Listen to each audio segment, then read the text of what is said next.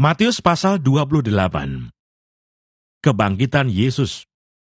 Setelah hari Sabat lewat, menjelang menyingsingnya fajar pada hari pertama minggu itu, pergilah Maria Magdalena dan Maria yang lain menengok kubur itu. Maka terjadilah gempa bumi yang hebat, sebab seorang malaikat Tuhan turun dari langit dan datang ke batu itu, dan menggulingkannya, lalu duduk di atasnya. Wajahnya bagikan kilat dan pakaiannya putih bagikan salju. Dan penjaga-penjaga itu gentar ketakutan dan menjadi seperti orang-orang mati. Akan tetapi malaikat itu berkata kepada perempuan-perempuan itu, "Janganlah kamu takut, sebab aku tahu kamu mencari Yesus yang disalibkan itu. Ia tidak ada di sini, sebab ia telah bangkit, sama seperti yang telah dikatakannya. Mari, lihatlah tempat ia berbaring. Dan segeralah pergi dan katakanlah kepada murid-muridnya bahwa ia telah bangkit dari antara orang mati. Ia mendahului kamu ke Galilea. Di sana kamu akan melihat dia. Sesungguhnya aku telah mengatakannya kepadamu." Mereka segera pergi dari kubur itu dengan takut dan dengan sukacita yang besar dan berlari cepat-cepat untuk memberitahukannya kepada murid-murid Yesus.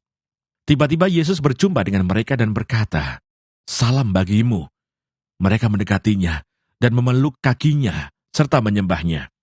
Maka kata Yesus kepada mereka, "Jangan takut, pergi dan katakanlah kepada saudara-saudaraku, supaya mereka pergi ke Galilea, dan di sanalah mereka akan melihat aku." Dusta Mahkamah Agama.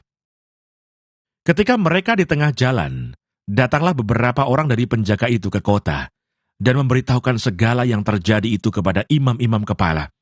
Dan sesudah berunding dengan tua-tua, mereka mengambil keputusan lalu memberikan sejumlah besar uang kepada serdadu-serdadu itu dan berkata, "Kamu harus mengatakan bahwa murid-muridnya datang malam-malam dan mencurinya ketika kamu sedang tidur. Dan apabila hal ini kedengaran oleh wali negeri, kami akan berbicara dengan dia sehingga kamu tidak beroleh kesulitan apa-apa." Mereka menerima uang itu dan berbuat seperti yang dipesankan kepada mereka. Dan cerita ini tersiar di antara orang Yahudi sampai sekarang ini. Perintah untuk memberitakan Injil. Dan ke-11 murid itu berangkat ke Galilea, ke bukit yang telah ditunjukkan Yesus kepada mereka. Ketika melihat dia, mereka menyembahnya. Tetapi beberapa orang ragu-ragu. Yesus mendekati mereka dan berkata, "Kepadaku telah diberikan segala kuasa di sorga dan di bumi.